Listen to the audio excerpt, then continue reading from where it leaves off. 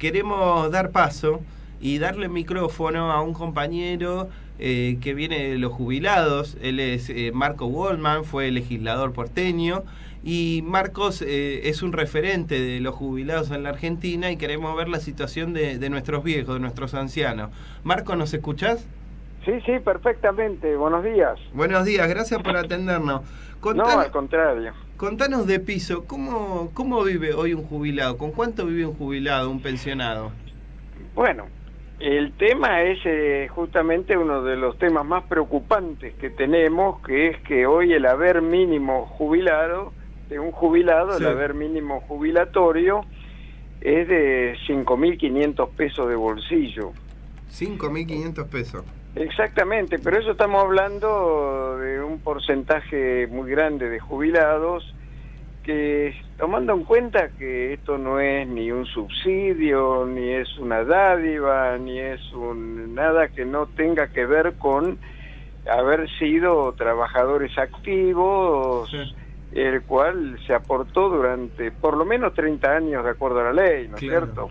Claro. Y tener que, bueno, nosotros siempre consideramos que ese aporte que te obligan a hacer desde que entras a trabajar, que te retienen, te sacan del salario, es un aporte que es como un salario diferido para poder tener una jubilación que sustituya al salario, ¿no es cierto? Claro.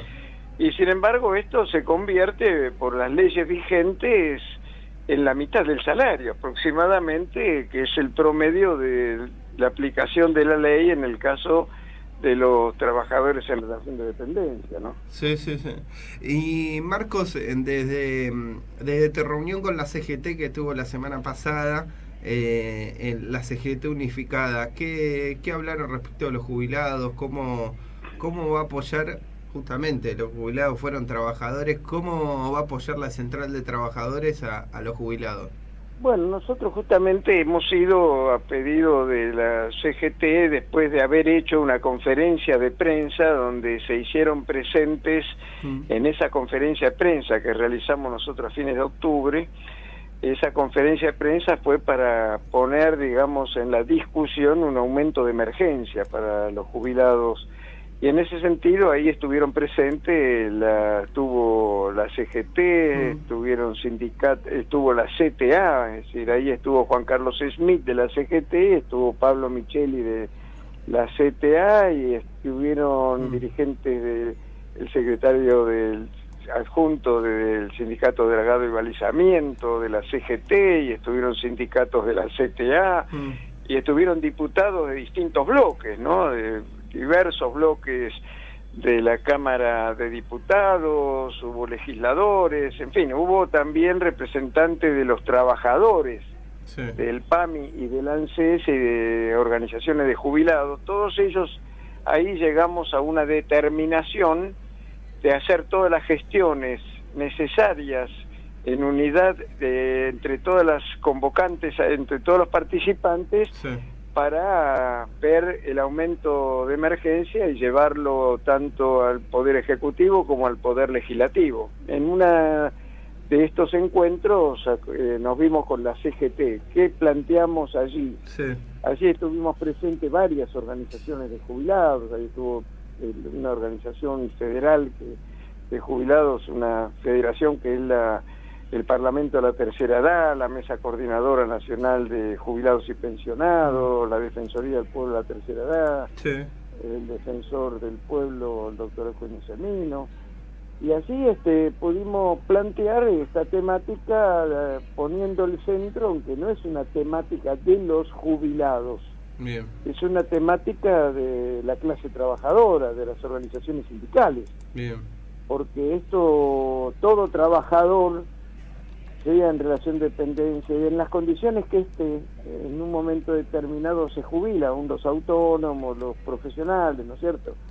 Y que por lo tanto esto no siempre ha sido conquistas logradas por la lucha del movimiento obrero, ¿no es cierto? Entonces, sí, bueno, pusimos ese énfasis, ellos plantearon de que, bueno, coincidían en que era necesario un aumento de emergencia. Esto, ¿cómo lo ubicamos nosotros? Hay una canasta básica de un, sí, adulto mayor que hace 10 años se actualiza semestralmente a través de la Defensoría del Pueblo de la Tercera Edad de la Ciudad de Buenos Aires. Un adulto mayor, estamos hablando con Marcos Wallman, un adulto mayor, Marcos, ¿a partir de qué edad es considerado? Bueno, estamos hablando de adultos mayores referidos a los 65 años aproximadamente. Bien. Como está concebido hoy la ley para obtener la jubilación, ¿no es cierto? 60 años la mujer, 65 años los hombres. Entonces, pero a partir de eso estamos hablando de personas de 65 años, ¿no? Entonces lo que esta canasta hace a partir de las personas de 65 para los hombres y 60 las mujeres. ¿Y qué dice esta canasta de gobierno? Esta canasta es una canasta básica, tomando en cuenta la cantidad de los alimentos que se actualizan semestralmente, los mismos alimentos por la cantidad de calorías, de nutrientes, etcétera, necesarias para la alimentación de una persona mayor, lo mismo que un alquiler compartido.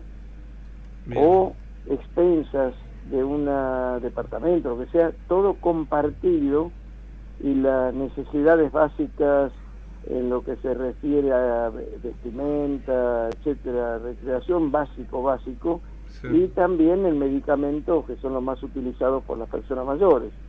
Todo esto en el mes de agosto, la cifra eran 13.200 pesos. 13.000. Y el haber mínimo jubilatorio está en los 5.500 pesos. Claro. Estamos viendo de que hay una diferencia de 8.000 pesos entre un haber mínimo y una canasta básica. Entonces, sí. Nosotros, ¿qué es lo que planteamos? Que se tiene que aplicar esta diferencia en todas las escalas. Ahora, lo que acordamos también es que esto, como son cifras que es necesario alcanzar, partir de que en este momento lo que hay que hacer es que hay que poner en relación el haber mínimo jubilatorio con el salario mínimo vital y móvil.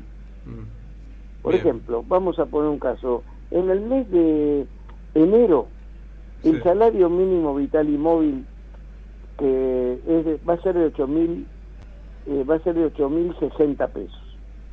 Y el haber mínimo jubilatorio en el mes de enero va a ser de 5.500 pesos.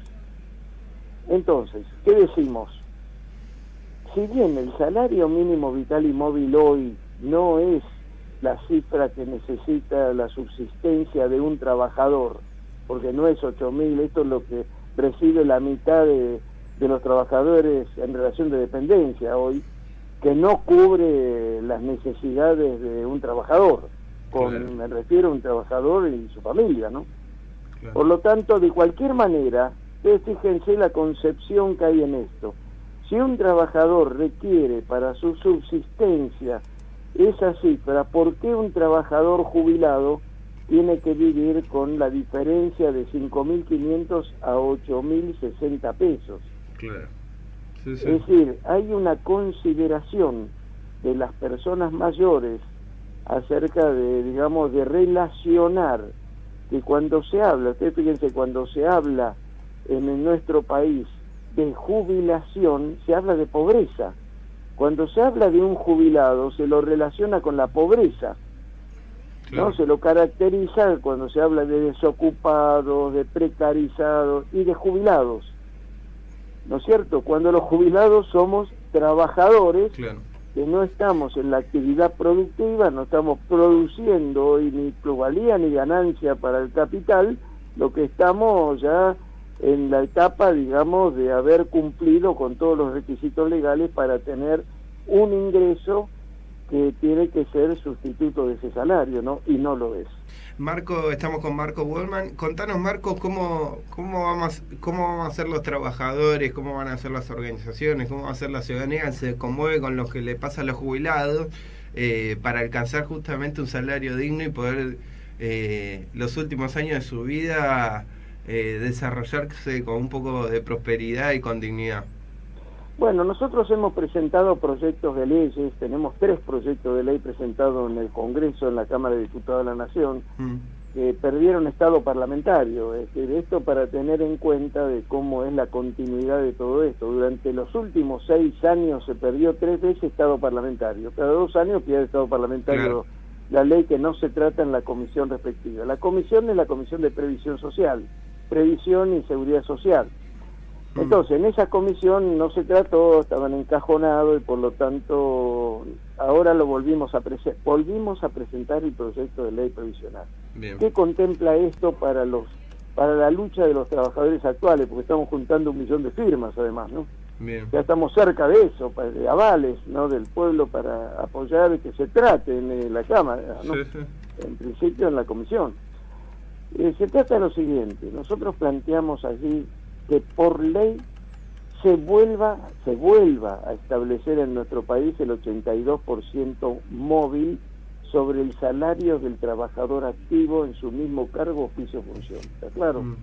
Cuando un trabajador se jubile con el mismo salario de bolsillo del que está cuando está trabajando. Claro. Porque está viviendo en determinadas condiciones que al pasar de trabajador activo a jubilado, tener que vivir con la mitad de su ingreso le produce una situación que tiene que resolver de otra manera. Y ya no hay posibilidades de changas, posibilidades además que no corresponden. Y entonces hay un grado de dependencia del individuo, del ámbito familiar, de algún subsidio que nunca llega a cubrir las necesidades básicas. Por lo tanto, el 82% móvil que ya existió en el año 1958, la ley 14499, y existió algo similar a eso con las leyes 18037 y 18038 de 1968, volver a establecer eso por ley, cosa que ustedes los jóvenes, cuando se jubilen en estas condiciones, teniendo las mismas condiciones de vida del momento que están trabajando. El segundo aspecto que planteamos es que no puede haber un haber mínimo jubilatorio inferior al salario mínimo vital y móvil, y acompañamos con la idea que ese salario mínimo vital y móvil debe cubrir una canasta de un trabajador, ¿no es cierto? Sí. Y el tercer aspecto, que para nosotros eso es muy importante, es cumplir con la Constitución Nacional, que establece en el artículo 14 bis que los fondos que se refieren a la previsión social deben ser administrados por sus interesados. Así lo dice taxativamente.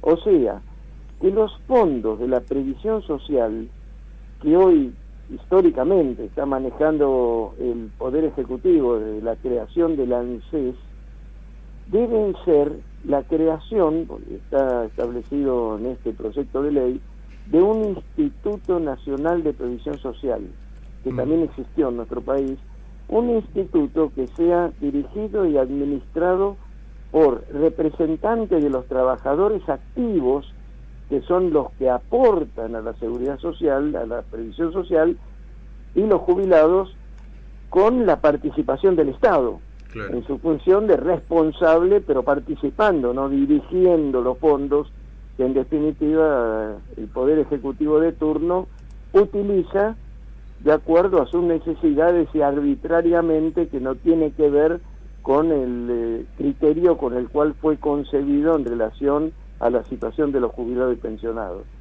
Eso es lo que nosotros planteamos en este proyecto de ley. Bien. A la vez, que otro tema que tiene que ver con las personas mayores es el tema de la salud. Y nosotros tenemos la obra social, Instituto Nacional de Servicios Sociales, Jubilados y Pensionados, PAMI, que es la obra social más grande de la Argentina y más grande de Latinoamérica, y está permanentemente intervenida. Es una obra social que la última intervención se realizó en el 83 por 180 días, y ya pasaron 13 años y sigue intervenida. Nosotros vemos que eso ha sido permanentemente, y lo vemos en todos estos días.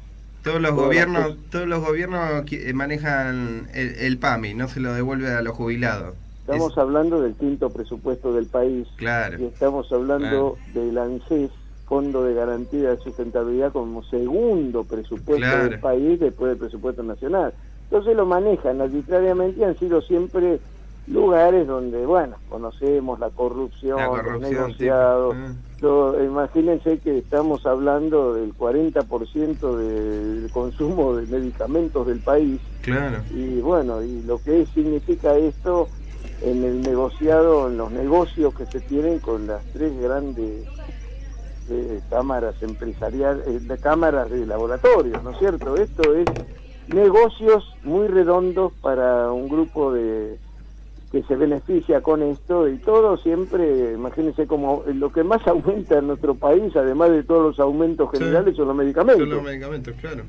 Y entonces, bueno, esto hay que ver, por eso nosotros decimos que eso, ahí sí, por ejemplo, cuando hablamos de nosotros, quién debe dirigirlo, tiene que haber una representación de los trabajadores activos y jubilados por voto directo y secreto. Claro. Y se debe elegir ahí un directorio, también con participación del Estado. Nosotros decimos que son entidades públicas no estatales. Sí, sí. Es decir, entidades de carácter público no estatal. Y significa dirigido por sus interesados directamente, ¿no es cierto? Bien. Estos son los temas que nosotros planteamos, tenemos ahí estos proyectos de ley que le hemos dado a conocer a las centrales sindicales, a todas, con las cuales nosotros nos contactamos, y también tenemos permanentes vínculos con los bloques, con los diputados, y nosotros vamos a actuar con todos aquellos que tomen estas reivindicaciones como propias. Nosotros en este momento lo que más estamos luchando es porque no admite dilaciones un aumento de emergencia, ¿no es cierto? Sí. Y Marco, sentido, para lograr ese aumento, ¿van a estar el viernes en la movilización que va a haber al Congreso Nacional a 6 de la tarde? Nosotros le hemos dicho, ellos han planteado, nos han invitado a participar, que bueno, mientras esto se tome como... Nosotros participamos de todas las acciones que se realizan, también esta en cuanto a tomar la temática esta del aumento de emergencia, ¿no es cierto?